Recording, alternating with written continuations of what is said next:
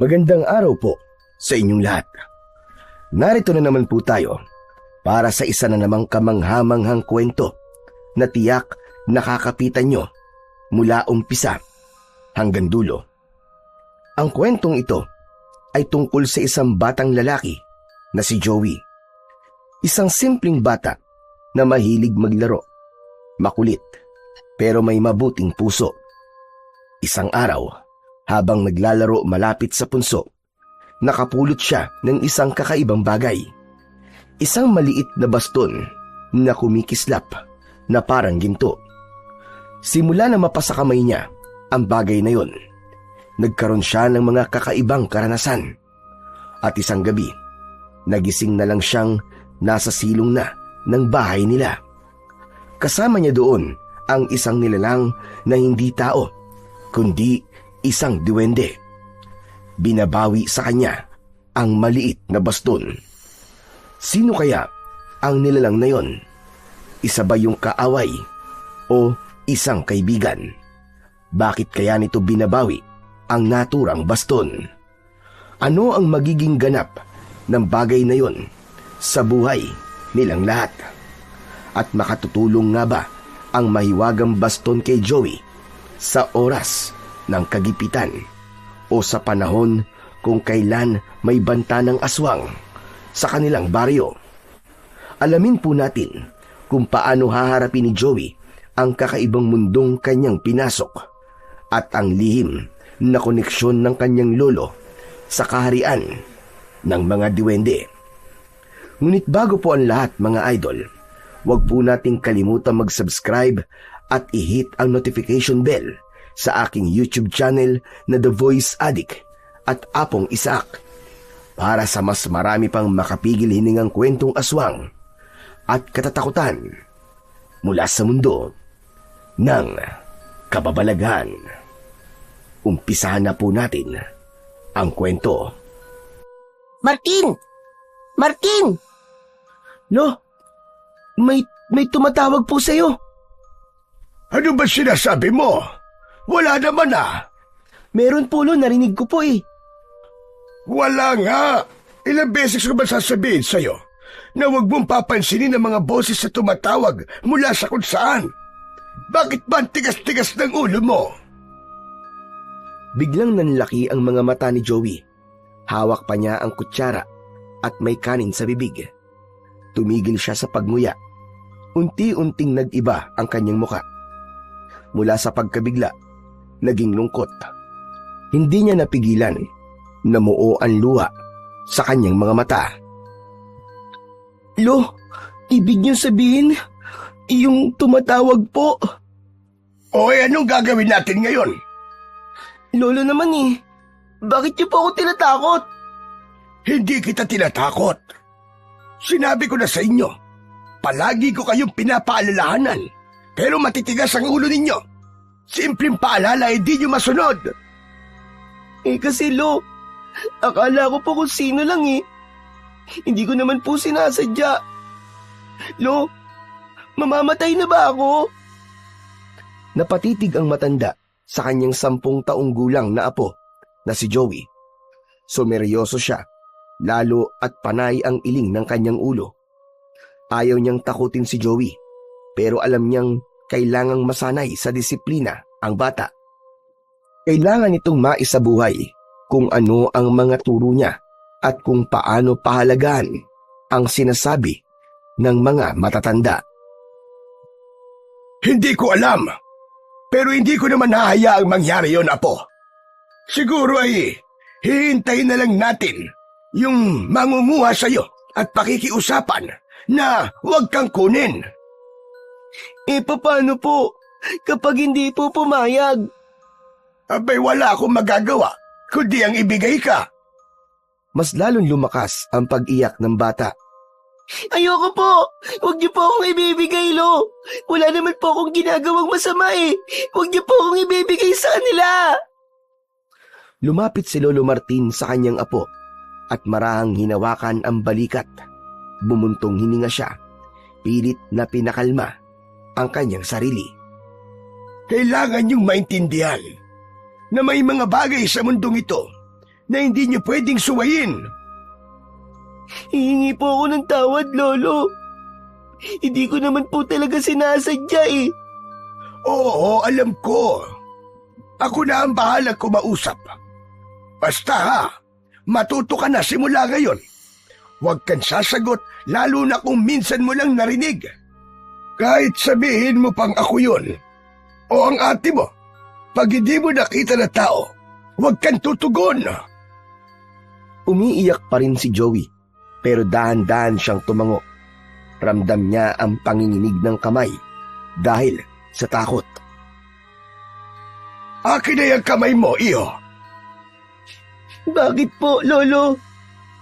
Dadasalan ko para hindi ka kunin ng engkanto. Agad na iniabot ni Joey ang kanyang magkabilaang kamay. Kahit nanginginig pa ito, malamig ang palad niya at basa pa ng pawis. Marahang hinawakan ni Lolo Martin ang mga yon at pinagdugtong para magdasal. Tinitigan ng matanda ang kanyang apo. O sige na, pumikit ka muna para makapagdasal na ako. Sa isip ni Lolo Martin, natatawa siya sa itsura ni Joey. Gusto niyang humagalpak ng tawa, pero agad niyang pinigilan. Alam niyang hindi ito ang tamang oras para magbiro. Sa totoo lang, ay hindi naman talaga siya nagdarasal, pero kailangan niyang magpanggap dahil alam niyang kung hindi niya ito gagawin, hindi susunod sa kanya ang kanyang apo. Dahil sa angking kakulitan nito at pagiging pasaway, kahit paulit-ulit na magpayo siya, ay hindi naman ito pinakikinggan ng batang lalaki. Alam niyang sa ganung ugali ng bata, mas epektibo ang takutin nito para matutong sumunod. O sige na, tapos na ako magdasal. Ligtas ka na ngayon. Pero sa susunod huwag mo nang uulitin yan. Hindi na kita ililigtas kapag nagkataon. O hala sige, maiwan ko na muna kayo at magpapakain muna ako ng aso sa likod ng ating bahay. Sige po, Lo. Maraming salamat po sa inyo, Lo, ha. Tiniligtas niyo po ako. Tumayo si Lolo Martin at lumabas ng bahay, bitbit ang lampara. Pagkasara pa lang ng pintuan ay nakita ni Joey na nakatitig sa kanya ang kanyang kapatid na si Tintin. Grabe ka! Iyakin! Takot sa multo! Ano? Ba't ka nangaasar? Bakit ikaw ba? Hindi ka ba takot sa multo? Hindi! Ba't naman ako matatakot? Eh hindi naman ako pasaway na kagaya mo. Bakit? Ako lang ba ang pasaway? Ikaw rin naman ah. Kung hindi ka takot sa multo, baka sa pamalo ni Lolo takot ka. Anong ibig mong sabihin? Ba't ka nagsasalita ng ganyan? Kala mo hindi ko alam ah. Alam ko na syota mo si Kaloy. Lagot ka ate, di ba kabilin-bilinan ni Lolo na bawal ka pa mag-boyfriend? Gusto mo isumbong kita? Hoy, hindi totoo yung sinasabi mo, no? Anong hindi totoo? May ebidensya ako. Nasa akin yung love letter sa ni Kaloy. Kala mo ha? Abat, loko kang bata ka. Isoli mo nga yun sa akin. Ayoko nga. Itatago ko yun habang buhay. Ang galing-galing mo kasing mang-asar eh. Kala mo ha? Joey, hindi ako nagbibiro ah. Ibalik mo sa akin yung love letter na yon. Mali na pinakikialaman mo mga bagay na hindi naman sa'yo. Lalo na't pribado ang mga sulat. Pribado? Eh bakit mo iniiwan sa ilalim ng unan ko? Ano? At paano naman napunta yun sa may unan mo? Nasa lobby ng drawer ko ah. Hindi naman ako burara katulad mo, no? Doon ko nga talaga nakita yun, ate. Sige na, ibalik mo na sa akin, please, Joey. Nakikiusap ako sa'yo. Ayoko nga. Sa akin na lang yun.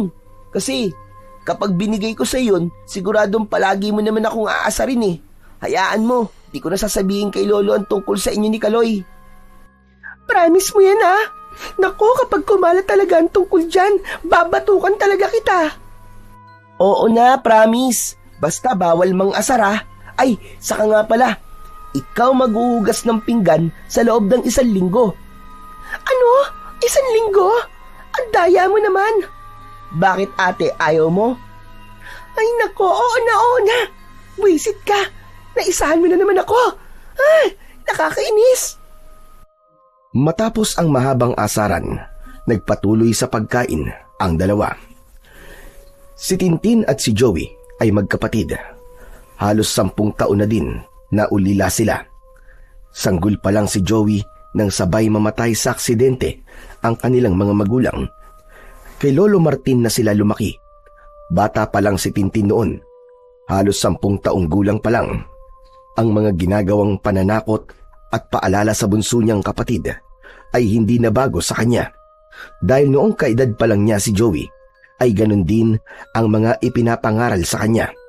Ngunit nang lumaki na siya, hindi na siya naniniwala. Pinagtatawanan na lang niya ng lihim ang kanyang kapatid kapag nakikita niyang takot na ito. Hindi na naniniwala si Tintin dahil mula pa naman noon ay hindi pa siya nakakakita ng mga ikinikwentong nilalang ng kanyang lolo. Pero dahil sa sobrang kakulitan ni Joey, hinahayaan na lang niya ang lolo sa paraan ng pagdidisiplina nito sa kanyang bunsong kapatid. Hindi sila mayaman, pero masipag at madiskarte ang kanilang lolo. May mga taniman ng mga gulay, may mga alagang hayop at iba pa. Marami silang manok at isang matandang kambing na pinangalanan nila na si Tala. Si Lolo Martin ay kilala sa kanilang baryo bilang isang dating albularyo. Marami na siyang napagaling at siya rin ang pinupuntahan kapag ang sakit ay hindi mapagaling sa ospital. Kadalasang dinadala sa kanya ay yung mga nakulam na barang at iba na naisumpa sa itim na kapangyarihan. Tumigil siya sa panggagamot dahil kailangan niyang tutukan ang kabuhayan nilang mag-anak para sa kanyang mga apo na umaasa sa kanya. Ilang minuto ang lumipas, bigla silang natigilang magkapatid nang marinig ang tinig ng kanilang lolo sa likod ng bahay. Ilang beses ko man sasabihin sa inyo na huwag niyong gagambalain ang apo ko? Nagkatitigan ang dalawa. Pareho silang natigilan. Mabilis na gumapang ang kilabot sa kanilang mga batok. Si Lolo ba yun, ate? Sinong pinapagalitan niya? Aba, malay ko. Parehas tayo nandito eh. Hala, baka multo o kaya yung mga kaibigan niyang diwende yun. Sus, anong diwende ang sinasabi mo? Kung totoong may kaibigan diwende si Lolo, di sana, noon pa tayo mayaman. Hindi ba nga sa kwento niya, ang mga diwending puti daw, mababait sila. Tapos, mahilig sila mamigay ng mga ginto. Bakit? May ginto ba si Lolo? Nakita mo ba na may ginto siya? Wala. Baka kuripot lang yung kaibigan niya. Tumahimik ka na nga. Hindi oras ng biruan ngayon. Mabuti pa itapusin mo na yung pagkain mo. Huwag ka na rin magsalita lang kung ano-ano. Ang daldal mo eh. Maraang tumango si Joey, ngunit muli ay narinig nilang tila naglilitanya na ang kanilang lolo. Galit pa rin ang tono nito. Parang may pinagsasabihan at pinagagalitan. Hindi ko man kayo nakikita. Alam kong naririnig niyo ako. Pakiusap. Huwag ang apo ko. Gusto ko siyang mabuhay ng normal. Ate, sigurado na talaga ako na may kausap talaga si Lolo sa labas. Hayaan mo na nga siya. Hindi, ate, sisilipin ko. Sandali lang. Ay naku, bahala ka nga dyan. Mapapagalitan ka na naman nun. Dahan-dahan na lumapit sa bintana ng kusina si Joey at mula doon ay tanaw niya ang likod ng kanilang bakuran. Maingat siyang sumilip. Bagamat hindi naniniwala si Tintin, ay sumunod din ito sa kanyang kapatid. Sa ilalim ng puno ng bayabas, nakatalikod si Lolo Martin. Nakataas pa ang isa niyang kamay na parang may itinuturo sa hangin. Wala silang makitang kausap nito, pero malinaw na malinaw sa kanilang pandinig ang mga salitang binibitiwan ng matanda. Nung magpakita kayo sa panaginip ko, pinagbigyan ko kayo. Pinayagan ko kayong tumira dito. Pero hindi ibig sabihin yan ay may karapatan na kayong manggulo, lalo na sa mga apo ko. Ano kaya yung kausap niya, ate? Wala naman akong nakikita. Baka hindi tao. Napasinghap si Joey. Pilit na pinahaba ang leeg upang may makita. Ayoko na maulit ito.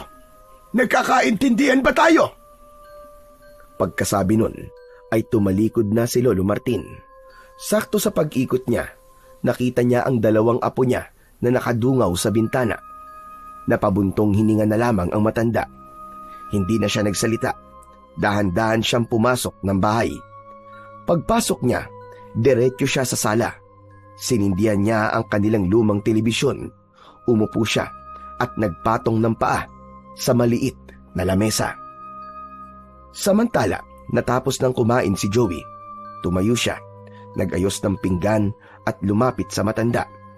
Tahimik siyang tumabi at maya-mayang sumusulyap-sulyap. Napansin naman siya ng kanyang lolo. Anong kailangan mo, Joey? Wala po. Gusto ko lang po sanang malaman kung sino po yung kausap niyo po kanina dun po sa may labas. Hindi mo na kailangang alamin yon. Narinig po kasi namin kayo nagsasalita pero wala naman po kayong kausap. Hindi umimik ang matanda, bagkus ay itinuon nito ang paningin sa pinapanood na palabas. Ilang saglit pa, saka lang ito nagsalita. Tinitigan ang mukha ng kanyang apo, saka humugot ng isang malalim na buntong hininga. Wala talaga kayong makikita dahil hindi naman sila nagpapakita sa inyo. Hala, totoo po yung kinakausap nyo? Hindi. Bakit naman ako kakausap ng multo? Ikaw talagang bata ka, oo. Ay, nako. Ano nga po yun? Bakit parang pinagagalitan nyo po sila? Ikaw ha? Kay bata-bata mo pa, pero chismoso ka na. Masamang nakikinig sa usapan ng mga matatanda. Pasensya na po, Lolo. Hindi na po mauulit. Pero ano nga po yung kausap nyo? Hindi na naman po ako makakatulog kakaisip nito kapag hindi ko nalaman Ang kausap ko ay ang kaibigan kong duwende. Namilog ang mga mata ni Joey sa kanyang narinig sa kanyang lolo. Madalas ngang may kinikwento ang lolo nila tungkol sa mga iba't ibang nilalang na nakikita nito, pero hindi pa nito nasasabi sa kanila na meron itong kaibigang duwende. Ano po? May kaibigan po kayong duwende, Lo? Kaya pala hindi namin nakikita kasi maliit. Mali ka. Hindi nyo sila nakikita kasi hindi sila nagpapakita sa inyo. Ay, ganun po ba? Pero di ba, Lo, maliliit naman talaga sila? Yung para pong napapanood ko sa cartoons, maliliit po tapos may matutulis po na tenga, tapos meron din po silang magic.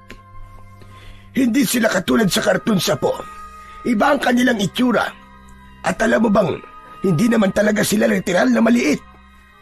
Ang totoo niyan, kapag nandito sila sa mundo ng mga tao, ang anyo nila ay parang kasing laki ng 2 taong gulang na bata.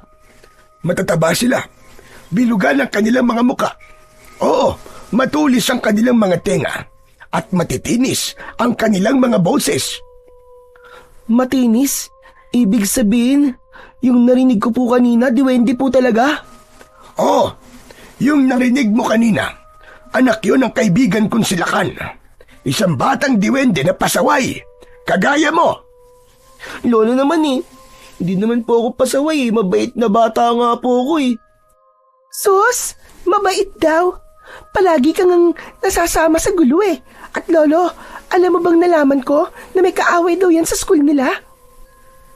Totoo ba yon, Joey? Ate naman sumbongero ka talaga. Nalulungkot naman ako sa nalaman kong yan, Joey. Palagi ka nalang nasasangkot sa gulo. Palagi ka nakikipagba sa gulo. Bakit? May problema ka ba? Lolo, sila naman po yun nauna Pinagtanggol ko lang naman po yung sarili ko. Ang yayabang po kasi nila. Palagi po nilang sinasabi na baliw daw po kayo. Ano? Sinabi nila yon? Totoo po, sinabi po nila. Sabi pa nga po ng ibang kaklase ko, hindi daw po talaga kayo albularyo, kundi isa raw kayo mangkukulam. Kaya yon, sinapak ko kagad yung isa, Lo. Dumugo yung ilong. Ang yabang, wala naman palang binatbat. Ay nako, siya, tama na. Kapag may naririnig kang ganon, huwag mo nang patulan.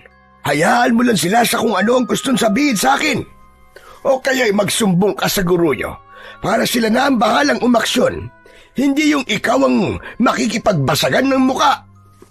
Lo, hindi naman po ako nababasag ang mukha eh. Sila naman po eh. Oh, hayan! Tuwang-tuwa ka pa niyan. Pinagmayabang mo pa. Joey, huwag mo nang uulitin yun na. Masama yun. Hindi ko po may papangako, Lo. Lalo na po kapag ikaw o kaya si ate ang pinag-uusapan nila. Alam ko naman na hindi kayo baliw eh. Di ba totoo naman po lahat ng sinasabi nyo? Totoo man o hindi, Joey. Hindi mo kailangan manakit para lamang patunayan mo yun. Ang mahalaga, alam mong totoo sa sarili mo. Pero Lo, masakit marinig eh.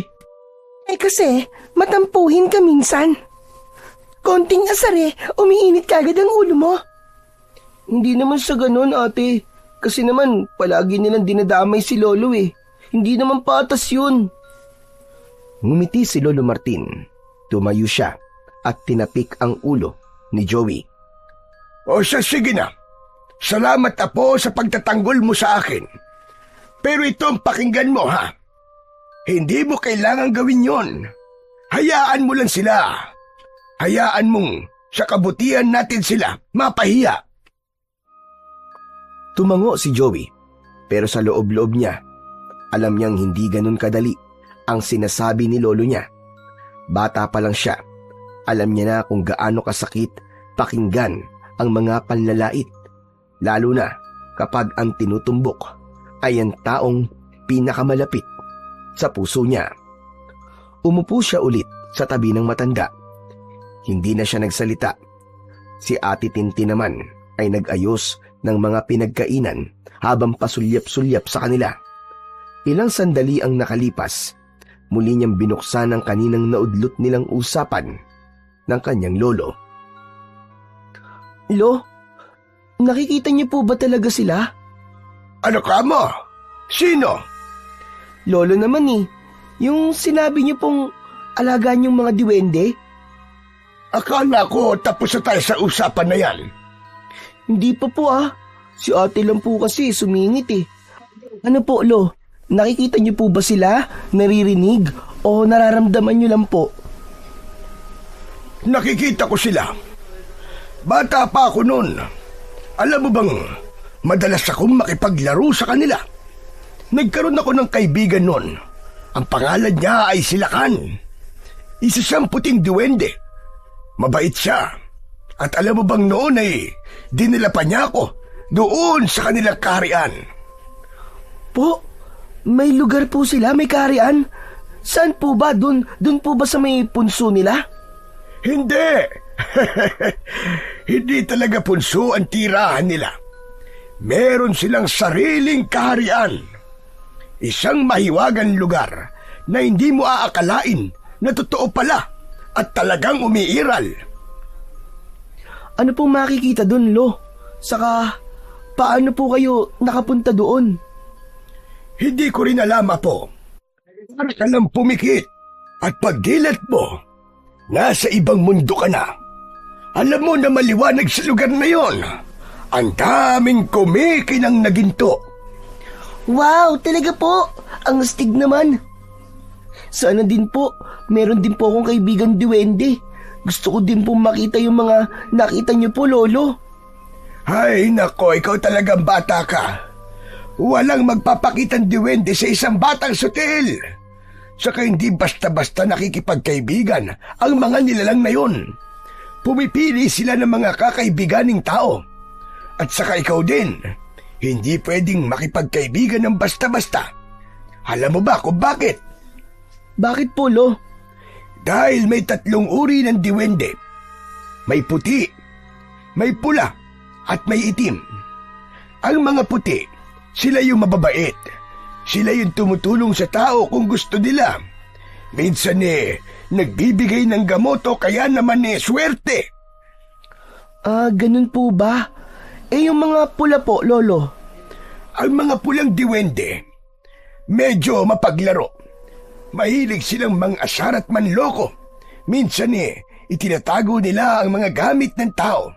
Yung susi mo, lapis, kahit tsinelas. Akala mo'y nawawala.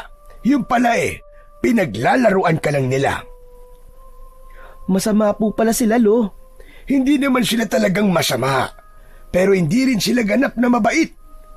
Parang mga batang malilikot. Kapag nasa mood, okay silang kasama.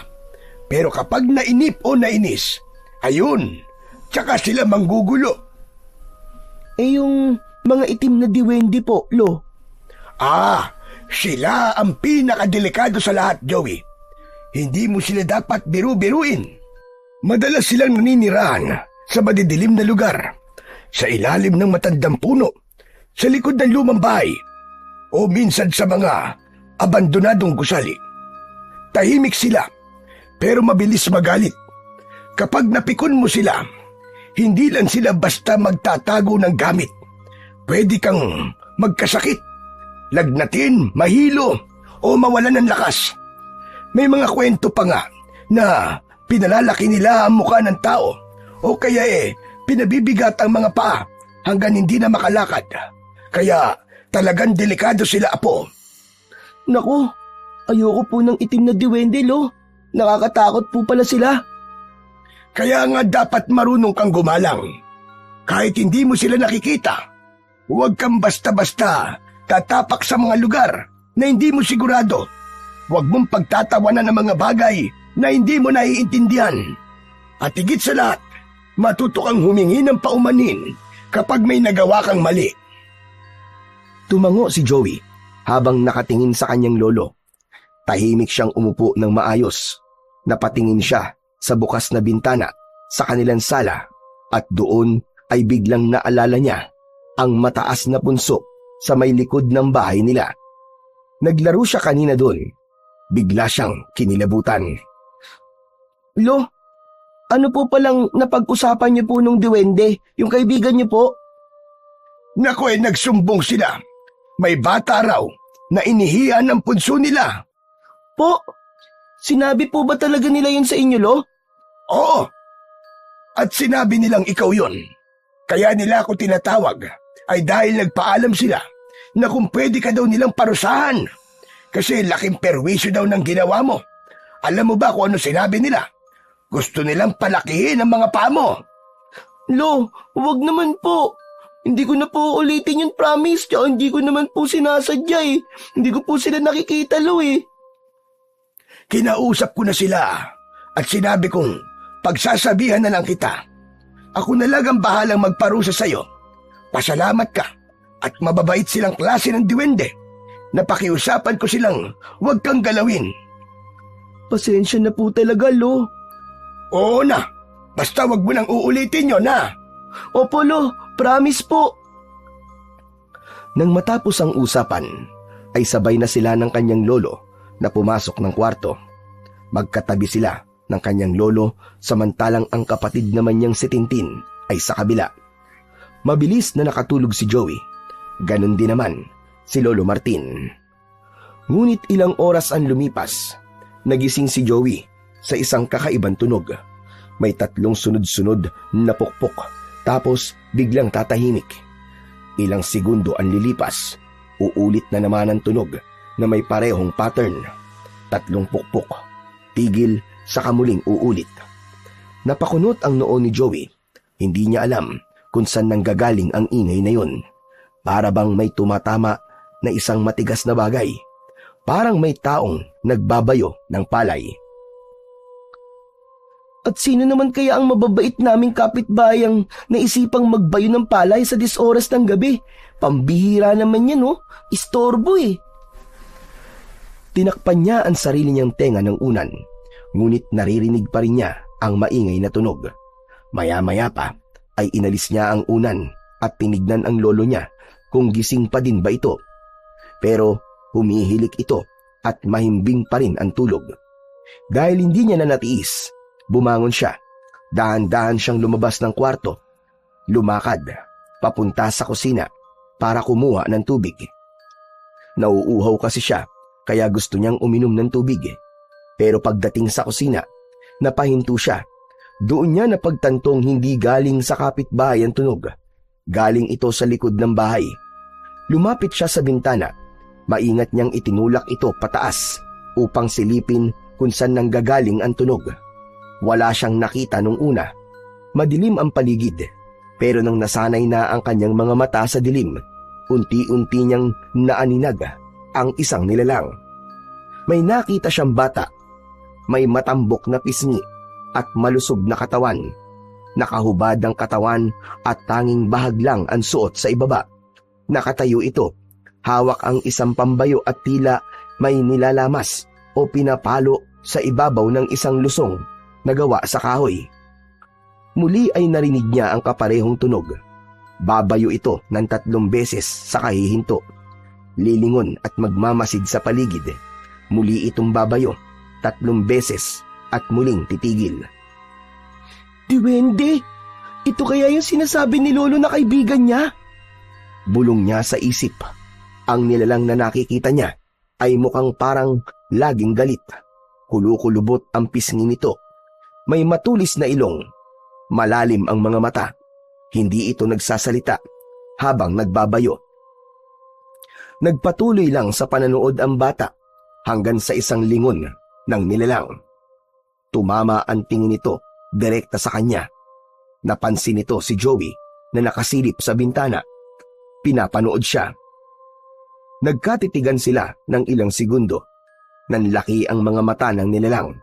Tumigil ito sa kanyang ginagawa at mabilis itong tumakbo papalayo. Sa bilis ng mga pangyayari ay hindi na napansin ni Joey kung saan lumusot ang nilalang. Naglaho na ito sa dilim. Sa sobrang kaba ay mabilis na isinarado ng bata ang bintana. Tumakbo siya pabalik sa kwarto nila ng kanyang lolo. Mabilis siyang nahiga at maingat na hinila ang kanyang kumot. Nagtalokbong siya ng kumot at nanginginig pa rin sa takot. Joey, bakit kising ka pa, Apo? Saan ka ba nagpunta? Hindi kagad nakasagot si Joey. Alam niya na kapag sinabi niya ang totoo, tiyak na masesermo na naman siya ng kanyang lolo. Nauuhaw lang po ko, Lo. Ganun ba? O sige, matulog ka na. Huwag ka magpuyat. Sige po, Lo. Good night po. Ipinikit na ni Joey ang kanyang mga mata. Pero nang gawin niya yon ay tila nakita niya ang muka ng nilalang. Ang matambok na pisngi, ang malalalim na mata at kung paano siya titigan ito. Hindi niya alam kung ilang minuto o oras ang lumipas, pero sa bandang huli, nakatulog na rin ang bata. Kinabukasan, maaga silang nagising. Si Tintin ay abala na sa pagluluto ng agahan sa kusina. Si Joey naman ay nagwawali sa loob ng bahay, habang si Lolo Martin ay nasa sala at tahimik na umiinom ng kape. Maliwanag na rin sa labas ng mga oras na yon. Ang mga tao sa paligid ay kanya-kanya ng abala sa kanilang mga gawain. Pero maya-maya, isang sasakyang itim ang huminto sa tapat ng kanilang bahay, doon mismo sa kabilang bahagi ng kalsada, sa harap ng isang lumang bahay na matagal nang walang nakatira. Bumaba mula sa sasakyan ang 5 katao. Agad na napalapit sa bintana si Joey para tignan kung sino ang dumating. Napansin niya kagad na nakasuot ng itim na damit ang mga sakay. Napansin agad ni Joey na kakaiba ang kilos nila. Seryoso ang kanilang mga muka. May mga bumating kapitbahay pero hindi sila binati pabalik. Agad niyang tinawag ang kanyang ate. Ate Tintin! Ate Tintin, halika! Dali! Tignan mo, oh. Mukhang may titira na sa haunted house. Talaga? Mabuti naman at may titira na dyan. Anong mabuti sinasabi mo? Di ba matagal nang abandonado ang bahay na yan at pinaniniwalaan dito na maraming multong nakatira dyan? Bakit sila titira dyan? Hindi ba sila natatakot? Bakit naman sila matatakot? Hindi naman totoo ang chismis sa bahay na yan, no? Matagal lang talagang abandonado, pero hindi naman totoo na pinamumugaran niya ng mga multo. Ate, ba't di ka naniniwala sa mga multo? Hindi talaga ako naniniwala. Tsaka ba't naman ako maniniwala? Hindi pa naman ako nakakakita kahit isa. Saka lang ako maniniwala kapag nakakita na ako mismo sa harap ko. Gusto mong makakita, ate, ganun ba? Ay nako, paano naman may magpapakita? Wala ngang ganun. Ang kulit-kulit mo talaga. Bigla silang napalingon pareho sa labas nang may marinig na ingay na paparating na sasakyan. Isang malaking truck ang huminto sa harap ng lumang bahay. Yan siguro yung mga gamit nila, ate. Oo nga, mukhang marami silang gamit Ang laki ng truck Binuksan ng isang lalaki ang likod ng truck. Sumunod na ang mga kasama nito. Maingat nilang ibinaba at ipinasok sa loob ng bahay ang mga gamit. Ate, tignan mo. Halos lahat ng gamit nila kulay itim din. Grabe, cabinet, lamesa, pati kutsyon nila itim. Ang bigat sa mata. Huwag ka na nga maingay. Baka mamaya marinig ka pa nila. Napansin ni Lolo Martin ang pagbubulungan ng dalawa niyang apo. Lumapit siya sa mga ito at tinignan kung ano ang kanilang sinisilip. Ano ba ang pinagtatalunan niyo dyan dalawa, ha? Wala po, Lolo. Pinag-uusapan lang po namin ni ate na mukhang may titira na po dyan sa bahay na matagal na pong walang nakatira. Ayun po. Patingin nga. Aba, oo nga Mabuti naman at may titira na dyan. Sa tagal ng panahon, ngayon na lang ulit magagamit ang bahay na yan. Simula nang umalis ang dating may-ari. Kaya nga po, Lo Pero, bakit kaya dyan sila titira? Saka tignan niyo po, Parang iba po sila Hayaan mo lang sila. Wala pa naman tayong alam tungkol sa kanila. Kaya wag muna nating husgahan. Masama ang ganon. Mabuti pa, ay kumain na tayo kung meron ng agahan. Pupunta ako sa bukid para makakuha ng maiulam natin mamaya. Opo. Meron na po, Lolo. Sandali lang po at ihahanda ko na po. Mainam naman kung ganon. O ikaw dyan, Joey. Tigilan mo na yung paninilip mo dyan. Maghugas ka na ng kamay at kakain na tayo. Opo, Lolo. Umalis na si Tintin at si Lolo Martin sa harap ng bintana. Samantalang si Joey naman ay sumulyap muli sa bahay. Sa ikli ng oras na yon ay may nakita siyang nakatayo sa second floor. Nasa likod ng bintana. Hindi niya maaninag ang muka dahil sa lumang kurtinang nakasabit, pero tiyak niyang may nakatayo doon at nakatingin sa kanya. Napahinto si Joey, sandaling napatitig, tapos mabilis na nawala ang anino. Hala, ano yun? Tumingin siya ulit pero wala na siyang nakita. Inisip na lamang ng bata na guni-guni lang niya yun. Matapos kumain, nagpaalam na si Lolo Martin. Pupunta raw siya sa bukid para tignan ang mga pananim. Pagkaalis ng kanilang lolo, si Tintin ay agad na naglinis sa kusina. Samantalang si Joey naman ay sinubukang magpaalam sa kanyang ate kung maaari bang maglaro sa labas. Ay, hindi pwede. Tumulong ka muna sa mga ginagawa dito sa bahay. Ano ka ba? Hindi pwede yung ganyan Puro ka laro Ang laki-laki mo na. Ate naman ngayon lang naman Sige na ate, payagan mo na ako. Kasi ate, usapan namin nila Noel na maglalaro kami dun sa kanila. Tuloy, may pa-birthday daw yung pinsan niya. Kung gusto mo makapunta sa handaan, tapusin mo muna yung inuutos ko sa'yo. Ano ba kasi yun, ate? Magdamo ka dun sa may gilid ng bahay natin, hanggang dun sa may likod. Mamaya na lang ate, promise. Nilinisin ko talaga yun. Ay nako, hindi pwedeng mamaya, ngayon na. O siya, sige na. Kunin mo yung pantaba sa may ilalim ng lababo. Kailangan na ngayon malinisan dahil baka mamaya lamukin na tayo dito. Napabuntong hininga si Joey.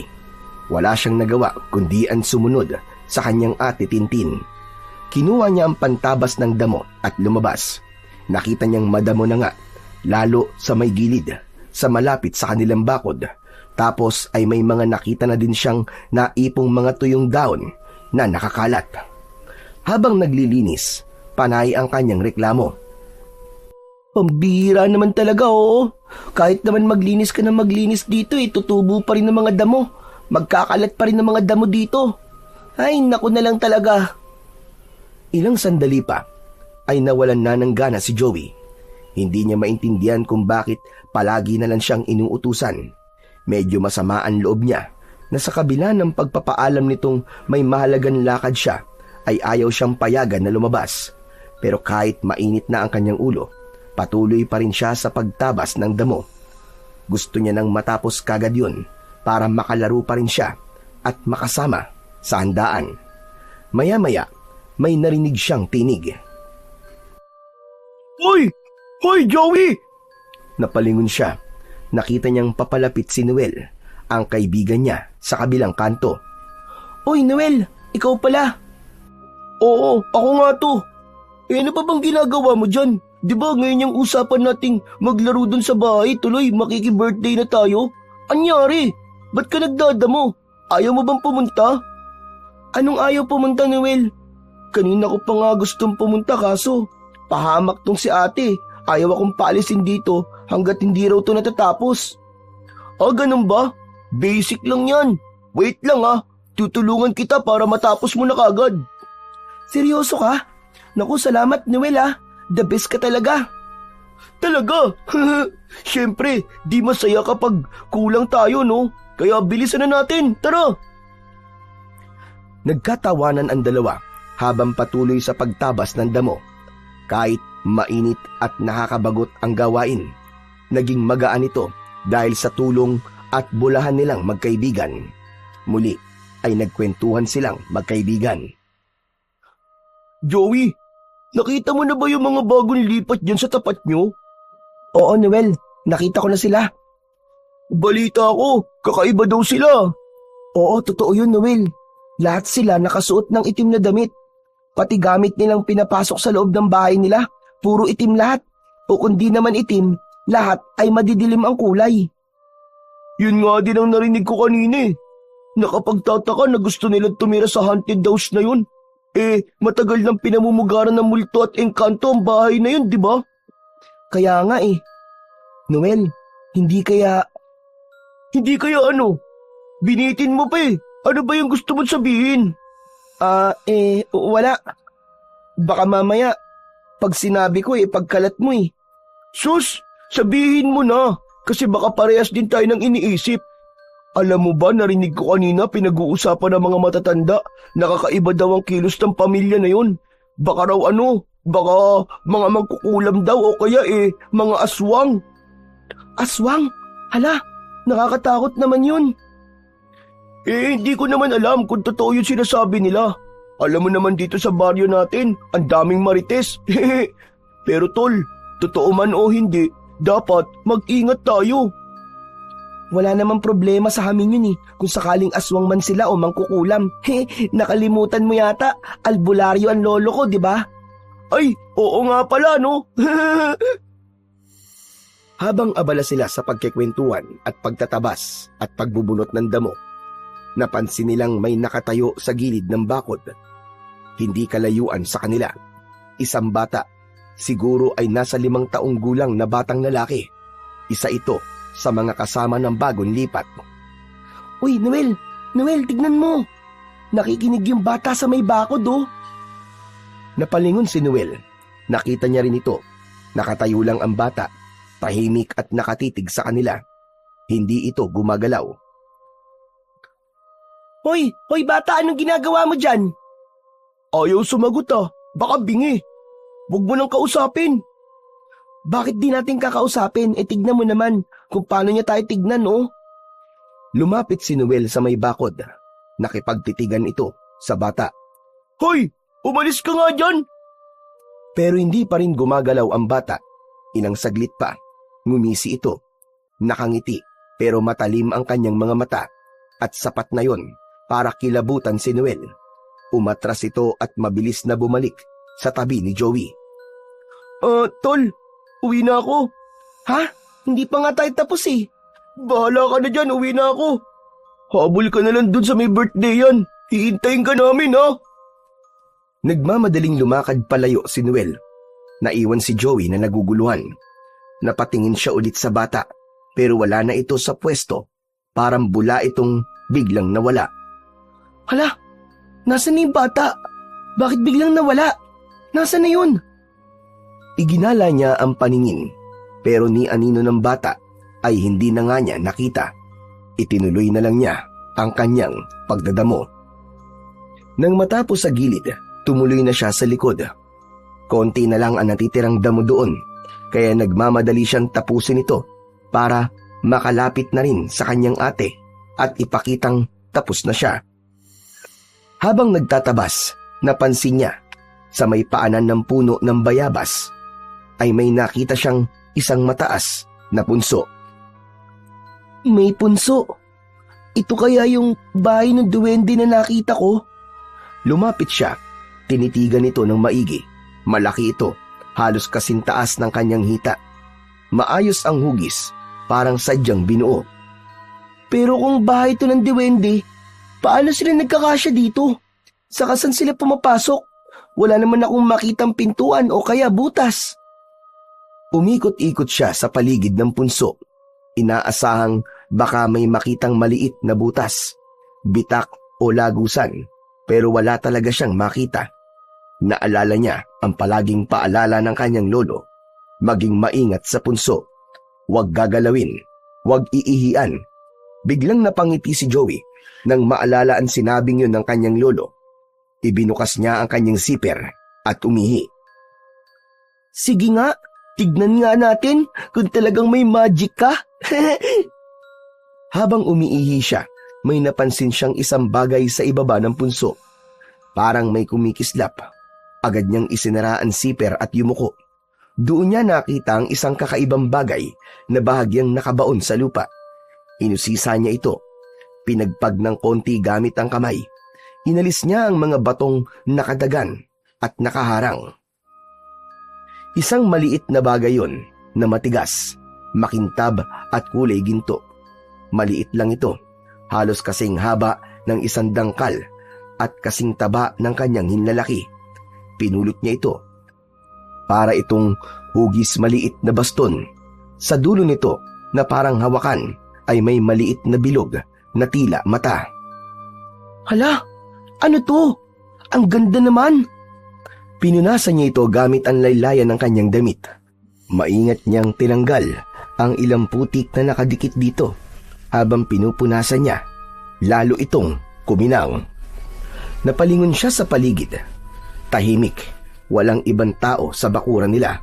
Wala ring nakakita sa kanya. Wala naman sigurong masama kung kukunin ko to. Baka may nakahulog nito dito. Kung may maganap, edi ibabalik ko. Maraan niyang isinuksok ang maliit na bagay na yon sa bulsa ng kanyang short. Kanino kaya to? Napakaburara naman ng may-ari nito. Alangan naman kay Lolo. Hindi kay Lolo to. Alam ko lahat ng gamit ni Lolo eh. Hindi sa kanya to. Ay nako, bahala na nga. Napatingin siya sa punso. Joey, hindi ka ba tapos dyan? Ay ate, patapos na po. Konti na lang. O sige na, ayos na yan. Maligo ka na. Payag na ako makipaglaro ka. Halos patalon-talon pan lumapit siya sa kanyang ate na nasa tapat ng pinto ng kusina nila. Aba, biglang saya. O siya, pag nakipag-birthday ka, balutan mo ako kapag may Shanghai ha. Hala si ate, kailan ka pa naging si Sharon? Nakakahiya yun. Kung gusto mo, halika na, sumama ka na lang sa akin. Naku, wag na. Ang dami ko pang gagawin dito eh. Tsaka, baka ako pang mahiya sa'yo doon. Puro bata yun, no? Baka isipin ng mga kalaro mo, may nanay kang bantay. Hindi sige na ate, sumama ka na. Wag na. Sige na, maligo ka na bago ka pumunta doon. Amoy araw ka na eh. Ay, grabe naman si ate. Sige na nga, maliligo na nga ako. Agad na pumasok si Joey sa loob ng kanilang bahay. Mabilis ang kilos at halatang sabik. Habang nasa banyo, panay ang kanta niya. Masaya siya at sa wakas ay makakalabas na rin siya para maglaro at makipag-birthday. Si Tintin naman ay naiiling na lang habang pinupunasan ng mesa. Natatawa siya sa kanyang kapatid at sa simpleng kaligayahan nito. Makalipas ang ilang minuto, lumabas na si Joey, suot ang paborito niyang t-shirt at shorts. Ate, alis na ako ah. Salamat sa pagpayag. O sige, mag-iingat ka ha. Huwag ka magpapaabot ng gabi. Mapapagalitan ka na naman ni Lolo. Opo, promise. Bye-bye ate. Tumakbo na si Joey palabas ng bahay. Nakita niya muli ang batang nakatingin sa kanila kanina ni Noel. Nakaupo ito sa ilalim ng puno at may kung anong nilalarong bagay sa kanyang mga kamay. Hindi naman siya pinansin ng bata, kaya tuloy-tuloy lang siya na nilampasan ang bata. Ngunit sa kanyang pagtalikod, sinundan nito ng tingin si Joey hanggang sa ito ay mawala sa paningin. Mabilis na lumipas ang maghapon. Halos hindi na malaya ni Joey ang oras. 5:00 na nang siya ay nakauwi. Pagpasok niya sa bahay nila, nakita niyang nag-uusap ang kanyang ate at ang kanyang lolo Martin. Parehong seryoso ang muka ng mga ito. Napansin din niya ang mga gulay sa ibabaw ng lamesa. May talong, sitaw at pechay. Nakita niyang hindi maganda ang mga dahon, may butas-butas at ang mga bunga ay maliliit at kulubot. Biglang napatingin sa kanya ang kanyang ate Tintin. Joey, mabuti naman at dumating ka na. Opo ate, eto po. May balot pa nga po akong spaghetti at saka lumpia para po sa inyo ni Lolo. Nilapag niya ang dalang pagkain sa lamesa at naupo. Narinig niyang napabuntong hininga ang matanda. Lolo, okay lang po ba kayo? Hindi masyado, apo. Nasira kasi ang mga tanim natin. Po, nasira po? Paano po nasira? Ewan ko. Parang biglang natuyo. Kahit regular naman ang pagpapatubig at pagdidilig. Ang daming insektong sumisira sa mga pananim. Hindi lang sa dahon, kundi maging sa mga ugat dinadali nila. Sayang naman po talaga. Ang ganda pa naman ng mga tanim niyo dati. Pag ganyan, baka kapusin tayo sa pagkain at pera ng ilang buwan. Hindi na pambenta ang mga ani natin. Naku po, paano na po yun, Lolo? Huwag na po kayo masyadong mag-isip, Lo. Baka makasama pa po yan sa inyo eh. Kung kukulangin tayo sa panggastos, ayos lang naman po sa amin ni Joey na mag-ulam ng kahit na ano. Opo, Lo. Basta may toyo at mantika, ayos na po yun. Sigurado ba kayo? Kaya niyong mag-ulam ng sardinas sa araw-araw? O kaya ng tuyo? O itong mga kulubot na gulay? Hay nako, buhay talaga ng tao. Kahit may inaalala, napangiti pa rin ang matanda. Natutuwa siya dahil marunong umunawa ang kanyang mga apo, lalo na sa mga pagkakataong tulad noon. Ayos lang yan, Lo. Makakaraos din po tayo. Lalo na kapag nakapasok na po ako sa trabahong ina-applyan ko. Makakatulong na po ako sa mga gastusin natin dito sa bahay. Anong trabaho? Di ba't sabi mo, isang semester na lang kagraduate ka na? Opo, Lo. Pero kailangan ko rin tumulong Ayoko rin po na palagi po kayo nag-iisip ng problema. Tintin, apo. Ayokong tumigil ka sa pag-aaral. Mas importante na makatapos ka. Sayang lahat ng pinaghirapan mo kung hindi mo tatapusin. Ako na ang bahala sa mga gastos. Kahit mabaon pa ako sa utang, gagawin ko. Basta't makapagtapos ka lang, iya. Pero, Lo... Makinig ka sa akin, apo. Edukasyon ang puhunan mo sa buhay. Hindi habang buhay yan nandito ako. Kapag may diploma ka na, mas malaki ang tsansa mong makahanap ka ng matinong trabaho. Huwag mong sayangin ang pagkakataon, iya. Opo, Lo, naiintindihan ko po. Tatapusin ko na lang po muna ang pag-aaral ko. Mabuti naman kung ganon. Huwag mong intindihin ang gastos dito sa bahay. Basta't pagtuunan mo ng pansin ang pag-aaral mo, tuparin mo ang mga pangarap mo, apo. Tumango si Tintin. Tahimik lang si Joey sa gilid. Tila nag-iisip. Nakatingin lang siya sa muka ng lolo at ate niya. Ramdam niya ang bigat ng sitwasyon nila sa pagkakataong yon. Lolo, ako po. Habang bakasyon, pwede po akong magbenta ng mga bote at lata para kahit paano po may dagdag na pera po tayo. Nako, kayo talagang mga apo ko. Wag na. Mabuti pa itulungan mo na lang palagi ang ate mo sa mga gawaing bahay. Wag mo na munang pansinin ang problema ng matatanda. Masyado ka pang bata, apo. Pero gusto ko din po makatulong, Lo eh. Ayoko pong nakikita kayo na malungkot. O sige na, hindi na ako malulungkot. Masaya ako dahil kahit mahirap ang buhay, nandiyan kayo ng ate mo. Wala na akong hihilingin pa, kundi ang mapabuti ang kinabukasan yung dalawa. Sus, sige na nga. Ang drama naman natin. Akin na nga yung bitbit mo. Mukhang masarap to ah. Mabuti at nakapag-uwi ka. Ibinigay po sa akin yan ng mama ni Noel, ate. Ibigay ko daw po sa inyo ni Lolo. Nagpasalamat ka naman ba sa kanya? Ha? Naku Lolo, itong apo mo, oh. Hindi na marunong magpasalamat. Hay apo, mali yun. Kapag may blessing, anong gagawin? Dapat po palagi pong mag-thank you. Tandaan mo palagi yon. Kung may biyaya, malaki man o maliit, dapat ay marunong tayo magpasalamat. Opo, tatandaan ko po, Lo. Hindi na po mauulit. Hayaan po ninyo. Kapag makita ko po ang mama ni Noel, sasabihin ko po sa kanya na maraming salamat po. Inihain na ni Tintin ang merienda at masaya nilang pinagsaluhan ng kanyang lolo ang inuwing pagkain ni Joey. Sana mayaman na lang kami. Sana meron akong magic na pwede akong gumawa ng pagkain o kaya pera. Napatingin ng matanda sa kanyang apo nang marinig ang sinabi nito. Hindi kailangan ng magic, apo. Ganito talaga ang buhay. Minsan umaangat, minsan naman ay bumabagsak. Pero ito'ng tatandaan yung dalawa. Hindi tayo susuko kahit na ano pa ang pagsubok ng buhay. Tama, basta magkakasama tayong tatlo. Walang hindi kakayanin.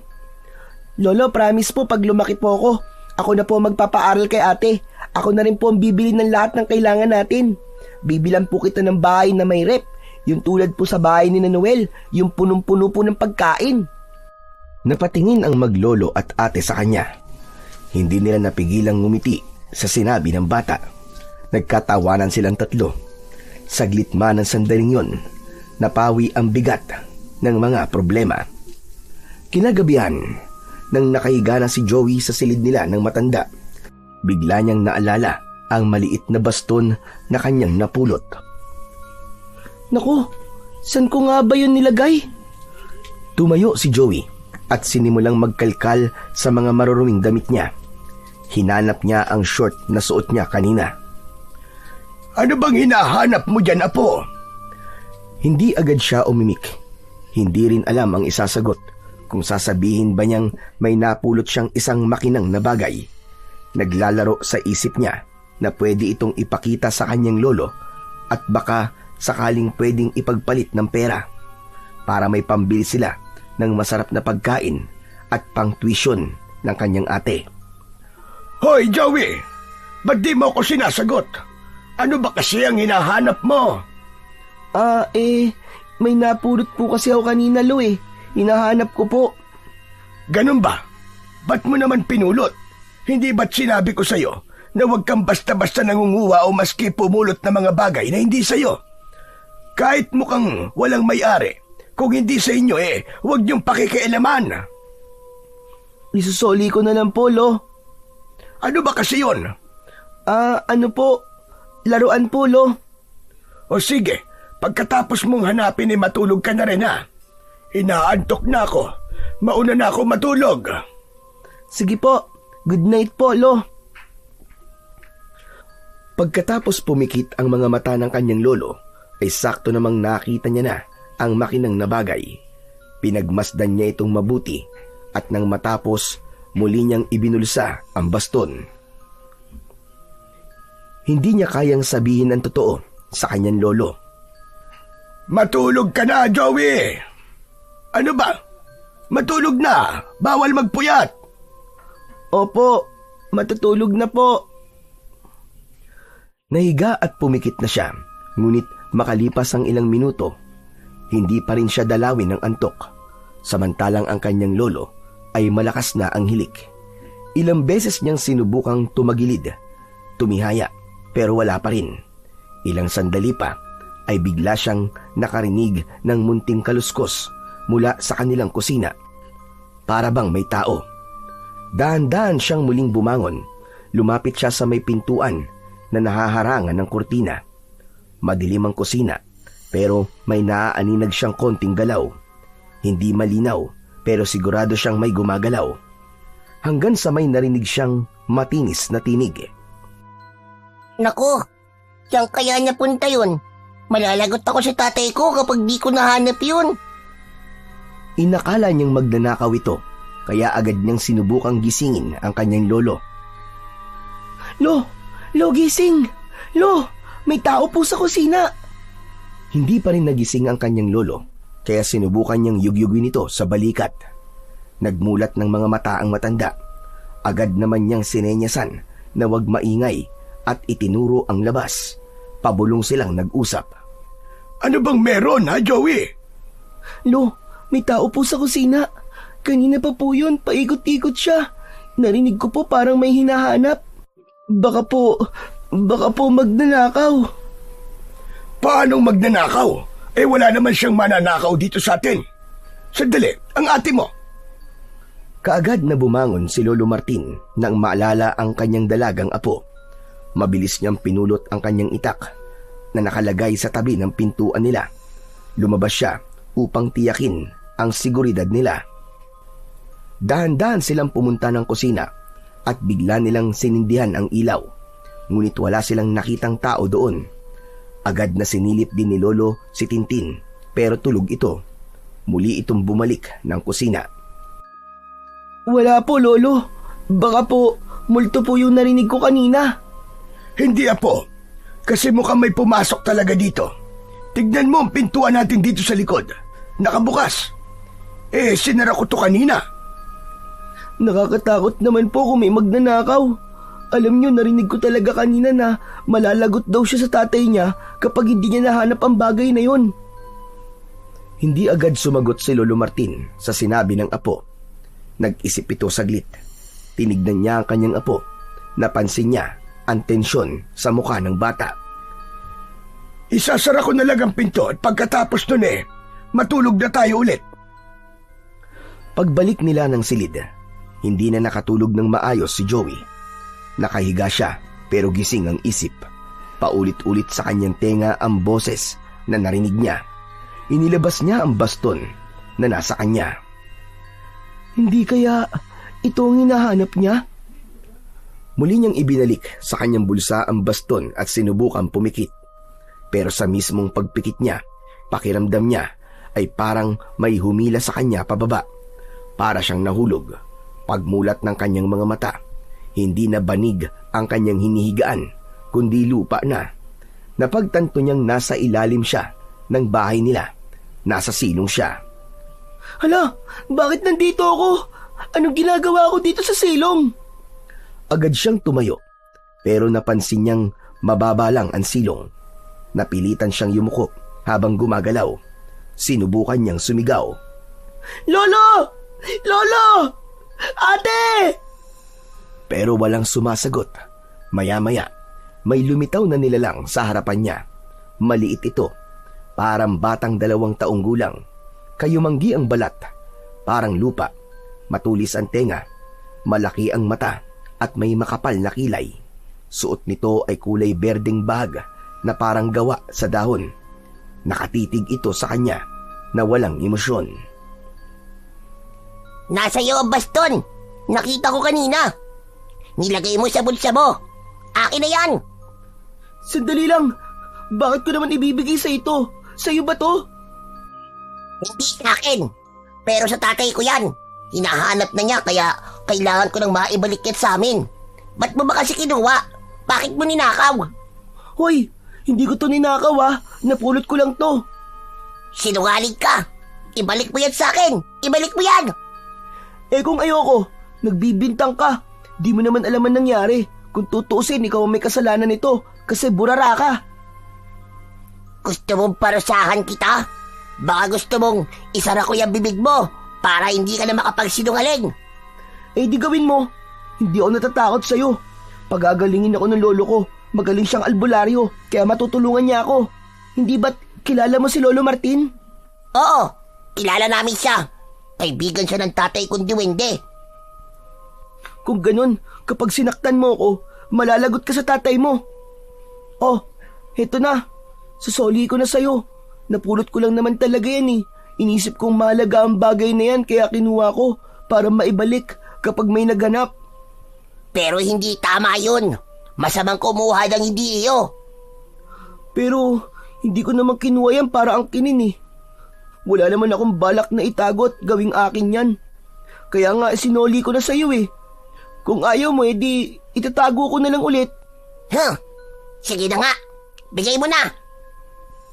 Inabot ni Joey ang maliit na baston kay Buknoy. Dahan-dahang kinuha yon ng diwende gamit ang dalawang kamay. Nang hawakan niya, bigla itong kumislap. Isang maputing liwanag ang bumalot sa katawan ng diwende. Nagsimula sa paa hanggang sa ulo. Teka! Ano nangyayari sa'yo? Hindi sumagot si Buknoy. Nakatingin lang siya sa baston. Tila may ibinubulong. Ilang saglit lang, unti-unti nang naglaho ang katawan ni Buknoy. Oy, teka lang! Saan ka pupunta? Lumingali nga si Joey. Wala na ang diwende. Ang lahat ay bumalik sa normal. Maliban na lang sa naroon pa rin siya sa ilalim ng madilim na silong. Ano yun? Magic? Oo, magic nga! Ang galing! Bigla siyang nawala na parang bula! Mabilis siyang gumapang palabas ng silong. Sa likod siya dadaan para makapasok sa loob ng kanilang bahay. Oo nga pala, naisara pala yung pinto ni Lolo kanina. Paano na kaya? Hay nako, bahala na nga. Doon na lang ako kakatok. Baka sakaling magising si Lolo o kaya si ate. Nang pupunta na siya sa likod, may napansin siyang kakaibang liwanag sa may tabi ng bayabas. Napagtanto niyang naroon ang punso ng mga diwende. Nagtago siya sandali. Nakita niyang naroon ang diwende, nakatayo sa tabi ng punso habang hawak ang baston. Maya-maya pa ay nakita niya na itinaas ng nilalang na yun ang isang paa niya sa ibabaw ng punso at sa isang iglap ay nawala ito. Napabilib si Joey. Wow! Ang astig nun ah! Ganun pala sila pumasok sa bahay nila. Lumapit siya sa punso. Ginawa niya ang ginawa ng diwende. Inilapat niya ang isang paa sa ibabaw. Biglang may nakakasilaw na liwanag. Nang muling dumilat si Joey, nasa ibang lugar na siya. Ang paligid ay kumikinang dahil ang lahat ng nakikita niya ay gawa sa ginto. Kumikinang ang buong paligid. Naglakad-lakad siya sa paligid. Nakita niya si Buknoy na iniaabot ang baston sa isang matandang diwende. Nakasalamin ito. Maputi ang buhok at nakasuot ng puting balabal. Ang baston ay hindi na maliit nang hawakan ng matandang diwende. Naging kasing laki ito nang humahawak. Naging isang normal na baston na yari sa ginto. Maya-maya pa ay biglang nagkagulo. May mga nagsisigawang mga nilalang, nagtatakbuhan. Parang may digmaang bigla na lamang sumiklab. Tumayo siya ng tuwid at napagtanto niyang isa siyang mistulang higante roon. Biglang may tumusok sa paa niya. Nang tignan niya, para itong maliit na palaso. Aray! Aray, ang sakit! Pagtingin niya, pinaulanan siya ng mga maliliit na palaso mula sa mga itim na diwende. Hinugot niya ang mga palaso, isa-isa, at itinapon.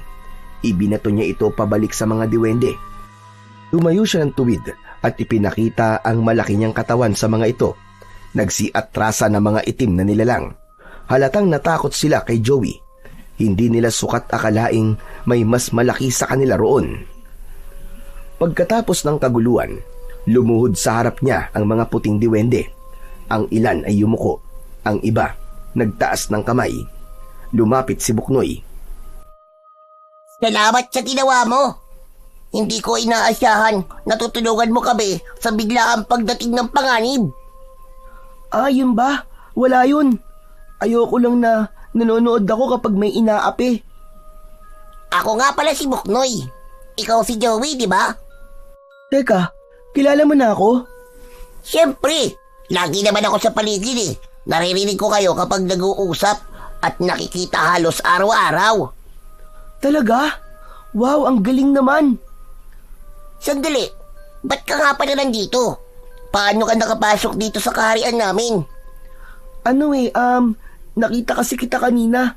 Ginaya ko lang yung ginawa mo. Ginaya mo lang? Abat, ang tapang mo rin ah.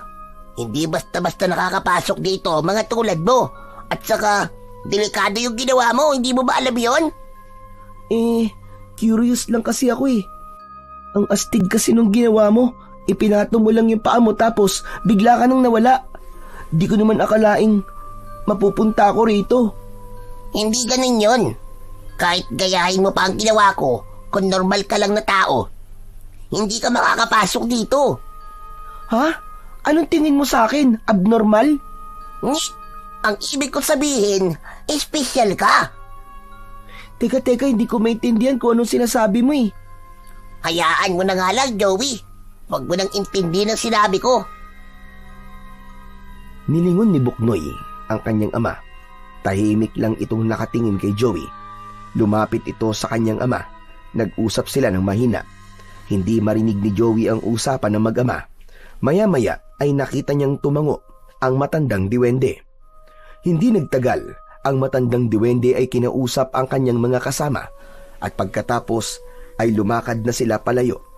Nilingon pa ito ni Joey at ngumiti bago umalis. Naiwan silang dalawa ni Buknoy. Naglakad ito pabalik. Ba't mo sila pinaalis? Ihahatid na kasi kita sa inyo. Hindi ka pwedeng magtagal dito. Baka mamaya mag-alala ang lolo mo eh. Ha?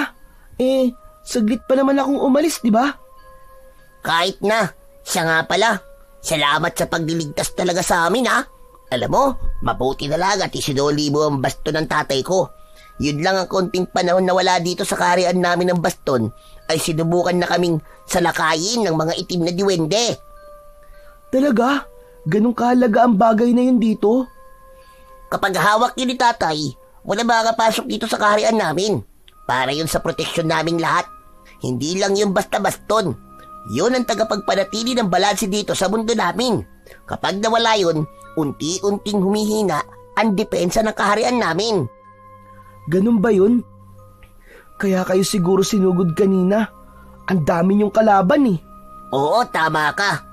Akala namang itim na diwende, wala na kaming panlaban. Kaya sinamantala nila. Mabuti na lang at naibigay ko kagad kay tatay ang baston. At ikaw, mabuti na lang at dumating ka at naitaboy mo kagad sila. Kung hindi, baka tuluyan nilang napasok at masakop na ang aming kaharian. Ang galing naman. Gusto ko rin magkaroon ng ganong klaseng baston. Yung bang magagamit kong panlaban saka pantaboy sa mga masasamang tao o kaya ng mga aswang? Ano sabi mo? Aswang? Bakit? May aswang ba sa baryo nyo? Hindi ko alam, Buknoy eh. Pero meron kasi kaming pinagsususpetsahan na bagong salta sa baryo namin. Natatakot nga ang mga kalaro ko eh. Sabi nila baka aswang daw. Kung ganon, ay kailangan mo nga talaga ng proteksyon. Sandali lang ha. Dito ka lang. Hintayin mo ako. Tumakbo si Buknoy palayo. Nagtaka si Joey. Pero sinunod niya ang sinabi ng kanyang bagong kaibigan.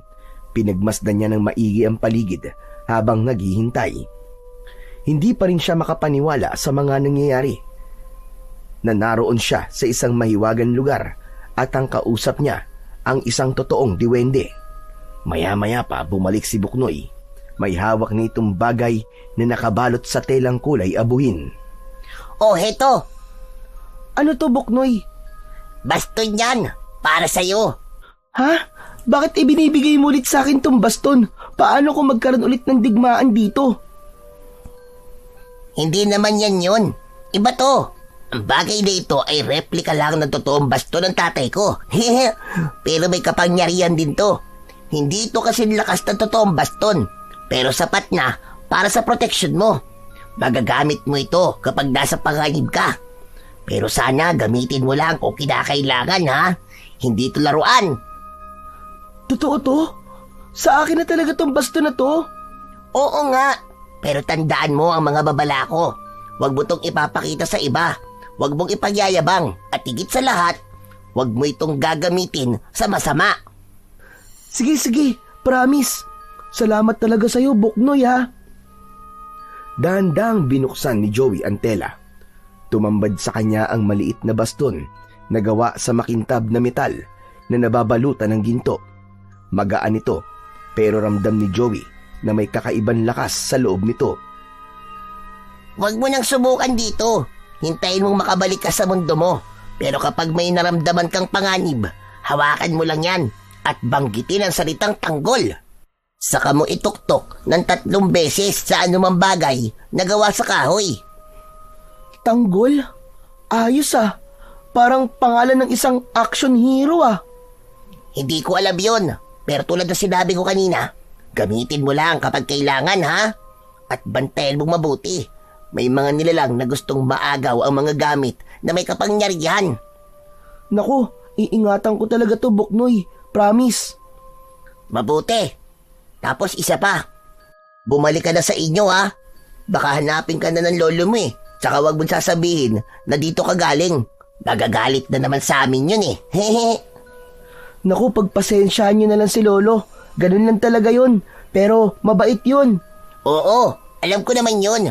Pero kasi, mas istrikto pa siya sa tatay ko eh. Nakakatakot kapag nagagalit. Ha? Ganun ba? O sige na, tara na. Ihahatid na kita para makauwi ka na. Sige, Buknoy. Salamat ulit ha. Hindi ko kakalimutan to. Ingat ka, Joey. At huwag mong kakalimutan ng mga sinabi ko. Tumango si Joey. Nasa gilid na sila ng palasyo kung saan may bilog na bato sa saig. Ito raw ang daanan pabalik sa mundo ng mga tao. Ngumiti si Buknoy at lumapit sa kanya. May iniabot itong isang maliit na bag na kulay kayumanggi, parang gawa sa balat ng hayop.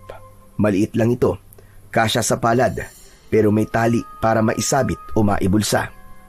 Heto, kapag may kailangan ka, kahit pagkain, tubig o kahit simpleng tulong, alugin mo lang ito at banggitin sa isip mo ang gusto mo. Pero wag mo tong abusuhin, ha? Ha? Teka. Ba't mo ko binibigyan ng ganito? Regalo namin yan sa'yo dahil sa pagtulong mo sa amin laban sa mga itim na duwende. Regalo? Kung ganun, salamat. Wow! Pangako, iingatan ko talaga ang bagay na to, Buknoy. Salamat ha! Ibinulusan ni Joey ang mga bagay na ibinigay sa kanya ng bagong kaibigan. O ano, Joey? Handa ka na ba para umuwi? Sige, Buknoy. Handa na ako. Tumango si Buknoy. Ipinatong nito ang kamay sa balikat ni Joey. Muli, isang nakakasilaw na liwanag ang muling lumitaw. Napapikit ang bata. Pagkamulat ng kanyang mga mata, wala na sa tabi niya ang kanyang lolo. Maliwanag na, umaga na. Nakahiga siya sa kanyang banig, sa sariling silid. Tinignan niya ang kanyang sarili, parang wala namang nangyari. Ano yun? Panaginip lang ba ang lahat ng yun? Agad niyang kinapa ang kanyang bulsa at naroon ang mga bagay na binigay sa kanya ng duwende. Hala! Totoo! Nanggaling nga talaga ako sa kaharian nila. Biglang bumukas ang kortina. Joey? Napabalikwa si Joey sa gulat. Biglang lumapit ang kanyang ate at niyakap siya ng mahigpit. Napansin ni Joey na nanginginig ito. Akala ko wala ka na, Joey. Ilang araw ka na naming hinahanap. Hindi na nagpapahinga ang lolo. Grabe ang OA naman sa 3 araw, ate. Ano nawawala nandito lang naman ako natutulog. Hindi pa siya tapos magsalita ay narinig nilang dumating ang kanilang lolo Martin. Pagkakita kay Joey, natigilan ito at nanlaki ang mga mata. Joey, apo! Lolo! Mabilis na lumapit ang matanda at niyakap ang bata. Tahimik lang ito saglit. Halatang hindi makapaniwala. Salamat sa Diyos! Salamat at ligtas ka, apo! Ngunit ilang segundo lang ang lumipas. Biglang nagbago ang reaksyon nito. Saan ka ba galing? 3 araw ka nawala. Lintik kang bata ka. Po, Wala po akong pinuntahan, Lo. Nandito lang po ako sa kwarto natin. Hindi naman po ako umalis eh. Nandito ka lang. Bakit putikan yung mga paa mo? Hindi na nakaimik si Joey. Napayuko ito. Kinakabahan. Huminga siya ng malalim. Tapos ay tumango. Lolo, may aaminin po ako. Napatingin si Tintin sa kanya. Tahimik ito, pero halatang naguguluhan pa rin. Totoo pong umalis ako, Lo. Pero hindi ko naman po sinasadya eh. Dinala po ako ng diwende sa kaharian nila. Akala ko po saglit lang yun eh. 3 araw po pala ako nawawala. Ano ka mo? Sumama ka sa kaharian nila. Opo, alam ko po mahirap paniwalaan. Pero totoo po yun, Lo. Napailing si Lolo Martin. Tumahimik ito sandali. Apo, sana sinabi mo kagad ang totoo. Hindi ko naman sana ikagagalit yan. Kaibigan ko mga diwending yon noon pa. Pero hindi ibig sabihin nun ay pwede ka na lang basta-basta sumama kung saan-saan. Lalo na kung hindi ka nagpapaalam. Pasensya na po, Lo. Hindi ko po talaga alam na ganun po mangyayari. O sige na, huwag mo nang uulitin na. Huwag ka na magsisinungaling dahil masama yan. Kaya nga naman, Joey. Mahal ka namin at nag-alala kami ng gusto sa'yo. Tama. Lalo na ngayon at kalat na sa ibang barangay ang balita tungkol sa mga umaatake raw na aswang. Ilang kabataan na nabiktima. May mga natatagpo ang bangkay, nawakwak ang tiyan, at nawawala ang mga lamang loob. Hala, totoo po ba yun, Lolo? Oo, Apo. Hindi lang isa ang biktima. 3 na natagpuan sa iba't ibang lugar. Kaya ganun na lamang ang pag-aalala ko. Nang bigla ka nawala, akala ko naging biktima ka na rin ng aswang. Pasensya na po, Lo. Hindi ko po sinasadya na mag-alala kayo. Hindi na po talaga mauulit. O sige, patatawarin kita ngayon. Pero makinig kayong mabuti sa sasabihin ko. Kailangan na nating magdoble ingat. Totoo man o hindi ang mga bali-balita tungkol sa aswang, mas mabuting handa tayo. Huwag na huwag kayong lalabas ng bahay nang hindi nagpapaalam, lalo na kapag gabi. Opo, Lolo. Di na po ako gagala. Pagkatapos ng usapan nilang 3, tahimik na naupo si Joey sa sala, habang abala naman ang ate niya sa paghahanda ng kanilang almusal. Si Lolo Martin naman ay naupo sa balkon at naupo sa silyang gawa sa kahoy. Nakatulala ito at nakatingin na nasa tapat ng bahay. Tila nag-iisip ng malalim. Dumukot siya sa bulsa. Kinapa niya ang maliit na bag na ibinigay sa kanya ng kaibigang diwending si Buknoy. Pinisil niya ito ng marahan. Napatingin siya kay Lolo Martin. Gusto niya sanang sabihin pa ang ibang nangyari sa kaharian ng mga diwende, pero pinili na lamang niya na manahimik. Nagdesisyon siyang itago muna ang natanggap niyang regalo. Pagsapit ng gabi, tahimik ang paligid tulad ng dati, hanggang sa may narinig silang malakas na sigaw mula sa labas at humihingi ito ng tulong. Napabalikwas si Lolo Martin. Tumayo ito kagad at pinulot ang kanyang itak.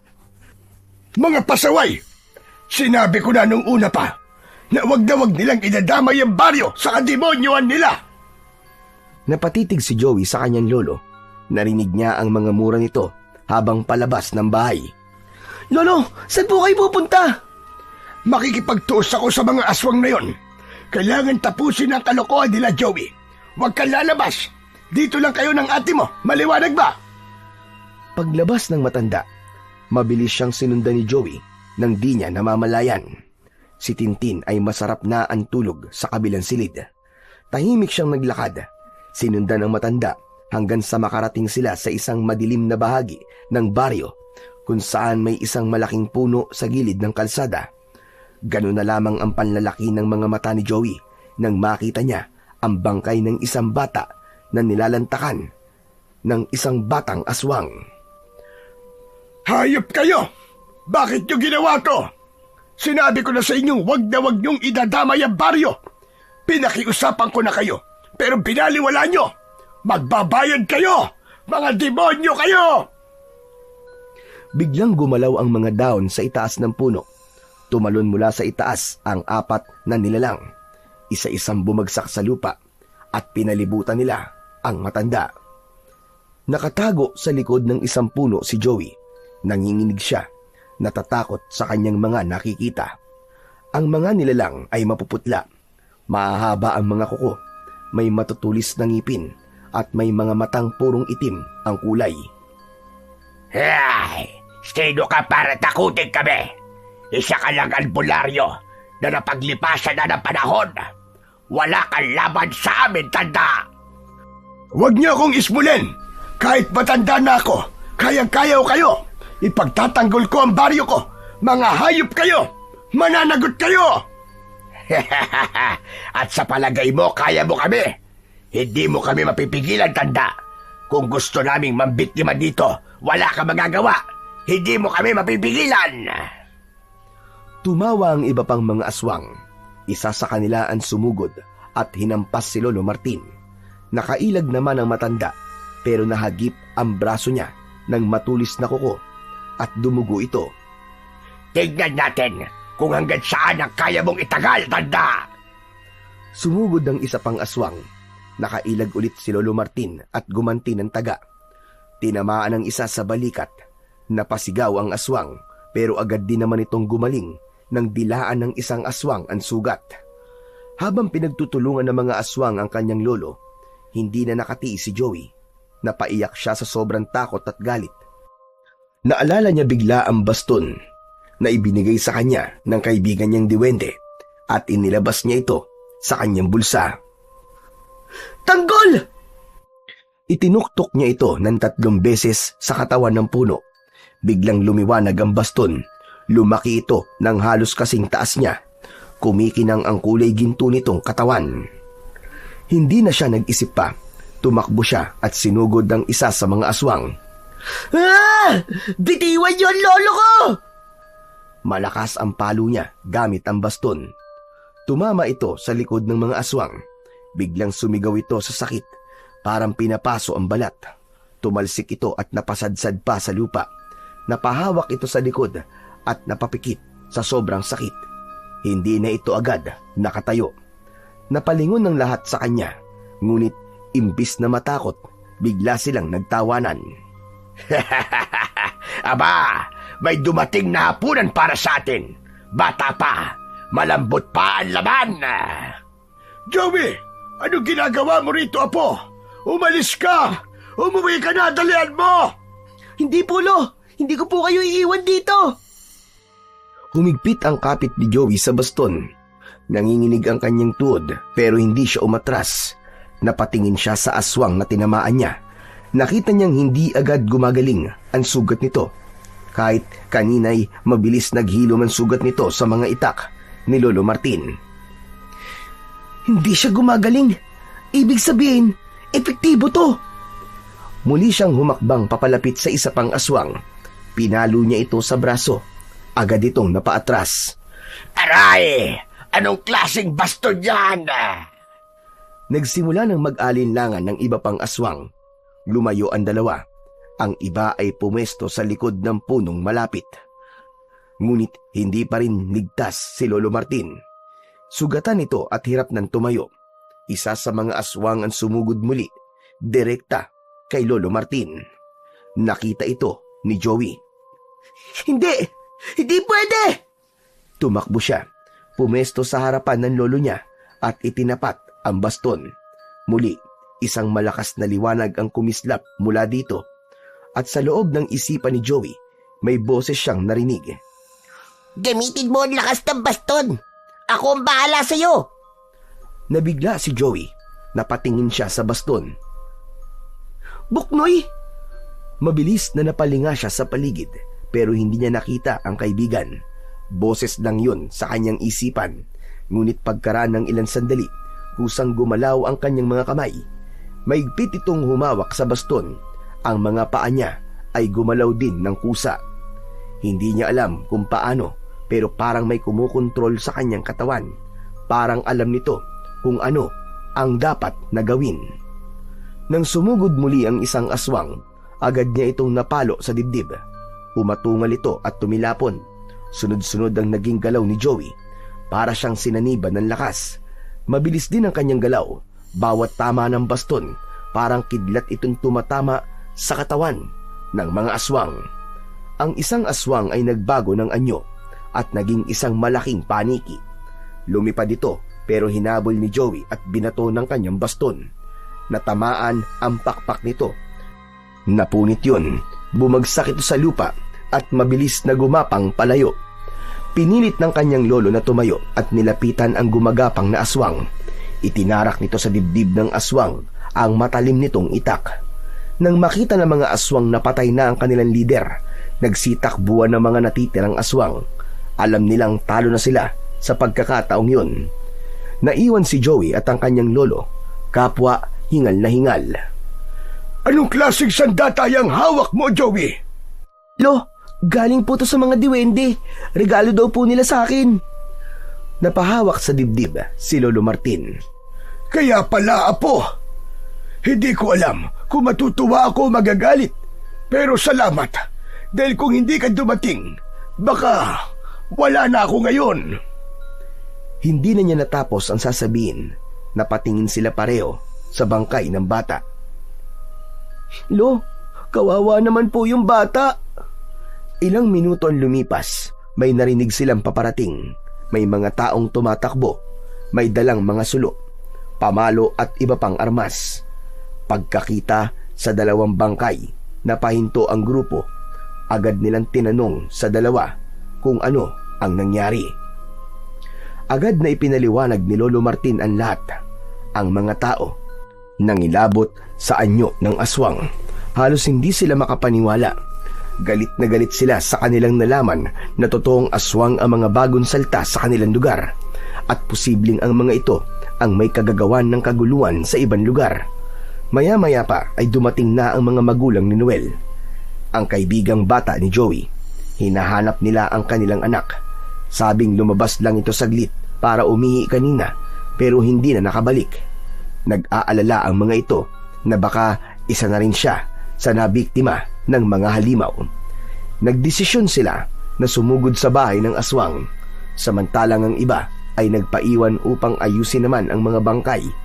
Sumama si Lolo Martin at Joey papunta sa bahay ng mga aswang. Pagpasok pa lang sa bahay ay agad na umalingasaw ang masangsang na amoy na parang amoy na bulok na karne. Napatakip ng ilong si Joey. Ang baho! Ba't ganito ang amoy sa loob ng bahay na to? Agad nilang ginalugad ang loob. Si Joey may mga nakitang mahahabang mesa, mga bote na may lamang kakaibang mga likido at mga gamit na hindi maipaliwanag. May isang kwartong nakakandado.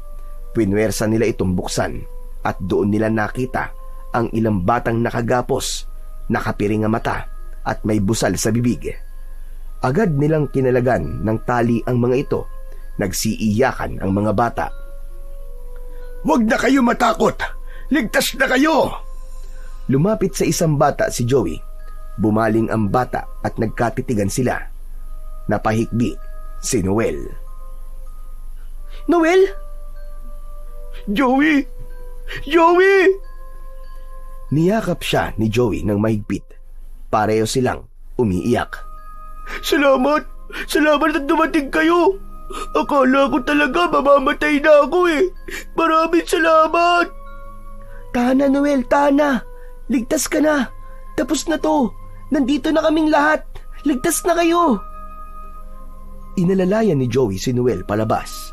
Isa-isang inilabas ng mga taga-baryo ang mga bata. At pagkatapos, pinagtulong-tulungan ng mga tao na ilabas ang lahat ng gamit sa loob ng bahay. Sinunog nila ang mga ito sa paniniwalang kapag sinunog ang mga gamit ng aswang ay hindi na sila makakabalik pa. Nang sumikat ang araw, ang mga tao ay muling nagtulong-tulong na gibain na ang lumang bahay na yon. Naniniwala sila sa ganitong paraan, hindi na muling makakabalik ang kasamaan sa kanilang lugar. Matapos ang engkwentro sa mga aswang, muling nanumbalik ang katahimikan, hindi lamang sa kanilang baryo, kundi maging sa karatig na lugar nila. Mabilis na lumipas ang mga araw, bumalik na sa dati ang takbo ng buhay. Bagamat wala ng banta ng kasamaan, hindi na sila nagpapaabot ng gabi sa lansangan ng kanyang mga kalaro. Natuto na silang makinig at sumunod sa mga nakakatanda. Samantala, sa pagdaan pa ng mga araw, unti-unting guminhawa kahit papano ang buhay nilang tatlo. Hindi man naging marangya, naging maayos at payapa ang takbo ng kanilang araw-araw. Isa sa mga dahilan ay ang mahiwagang bag na ibinigay ni Buknoy kay Joey. Isang munting supot na tila walang laman, ngunit sa tuwing hihilingin nila ang tunay nilang kailangan, ibinibigay nito ng eksakto. Hindi nila ito inabuso, ni minsan ay hindi sila humiling ng sobra. Minsan lang silang humingi ng pera, sapat lang para may maipambili ng binhi, pataba at ilang kagamitan sa bukid. Naging panimula yun sa muli nilang pagtatanim. Isa pa sa hiningi nila ay hindi material na bagay. Ang kanilang hiniling, sana'y muling maging masagana at mataba ang lupang kanilang sinasaka. At tila dininig naman ito dahil makalipas lamang ang ilang linggo, napansin ni Lolo Martin na mas lumalago na ang pananim, mas luntian na ang mga dahon, mas nagbunga ang mga halaman. Hindi na sila nagugutom, may naaani na sila para sa sarili at meron pa para maibenta sa palengke. Dahil sa masaganang ani, natustusan ang pang-araw-araw na pangangailangan nila. Hindi sila naging mayaman, pero hindi na rin sila kinapos. Natuto silang mamuhay ng payak at kontento. Ginabayan si Joey ng kanyang lolo sa tamang paggamit ng mahiwagang bag. Hindi siya pinayagan na gamitin ito basta-basta o sa mga bagay na hindi kailangan. Makinig kang mabuti sa sasabihin ko, Apo. Ayoko matuto kang umasa palagi sa tulong ng mahika. Tandaan mo, Apo, ang tunay na tagumpay sa buhay ay pinagsusumikapan. Kailangan mong matutong magtrabaho, maging madiskarte, at matutong magsumikap. Tumango si Joey at isinapuso niya ang lahat ng paalala ng kanyang Lolo Martin. Unti-unti niyang natutunan kung paano maging responsable. Hindi lang siya umasa sa tulong ng mga diwende, kundi natuto rin siyang magpursige, mag-aral ng mabuti at natutong tumulong sa kabuhayan ng kanilang pamilya. Nakapagtapos ng pag-aaral ang kanyang ate Tintin sa kolehiyo. Naging guro ito sa kanilang paaralan sa baryo. Samantala si Joey naman ay patuloy na bumibisita sa karian ng mga diwende paminsan-minsan. Doon sila nagkwekwentuhan ni Buknoy. Nagpatuloy ang kanilang pagkakaibigan. Sa mga mata ng diwende, si Joey ay nananatiling mabuting tao. Hindi sakim, hindi mapang-abuso, at laging may respeto sa kapwa. Ngunit habang lumilipas ang panahon, unti-unting nabawasan ang pagdalaw ni Joey. Naging abala na rin siya sa tunay na buhay, sa pagtulong sa kanilang bukid, sa pag-aalaga sa kanyang pamilya, at sa pangarap niyang makapag-aral pa. Hanggang sa isang araw, napansin niya na kahit na anong pilit niyang sundan ang ginagawa niya noon para makapasok sa kaharian ng mga diwende, wala nang nangyayari. Hindi na siya makapasok. Hindi na rin lumilitaw ang kaibigan niyang diwende na si Buknoy. Hindi dahil sa nakalimot siya, hindi rin dahil sa ayaw niya na ng mga diwende, kundi dahil hanggang doon na lang ang hangganan. Tila itinakda ng mundo ng mga diwende na ang kanilang daigdig ay para lamang sa mga bata, sa mga pusong inosente, sa mga mata na marunong pang maniwala sa mahika. Minsan ay nagkausap sila ng kanyang lolo. Naroon siya sa harap ng punso noon nang lapitan siya ng kanyang lolo. Alam mo bang nung bata ako, ay nakapasok din ako dyan? Talaga po, lolo? Oh, At ikinuwento ng matanda sa kanya kung paano nagsimula din ang pakikipagkaibigan niya sa mga diwending puti. Ngunit tulad niya, nang magbinata na siya, bigla na lang din siyang hindi na muling makabalik. Kahit na anong pilit, kahit na anong dasal, nanatiling sarado na ang daan papunta doon, na wala na ang Mahika. Hindi man muling nakapasok na si Joey, nananatili sa kanyang puso ang alaala ng kabutihan ni Buknoy at ang Mahika ng pagkakaibigang hindi mapapantayan. Samantala, ang mahiwagang bag at ang maliit na baston ay nanatili sa kanya at itinatago pa rin hanggang sa ngayon. At sa tuwing nakatitig siya sa punso, ay napapangiti siya. Salamat sa inyong lahat. Lalong-lalo na sa'yo, kaibigang Buknoy. Ipinagpapasalamat niya na tinupad ng mga diwende ang papel nito sa kanyang buhay at oras na para siya naman ang gumanap sa papel niya sa tunay na mundo. At si Joey, lumaking marunong, matatag at may pusong handang tumulong sa mga nangangailangan.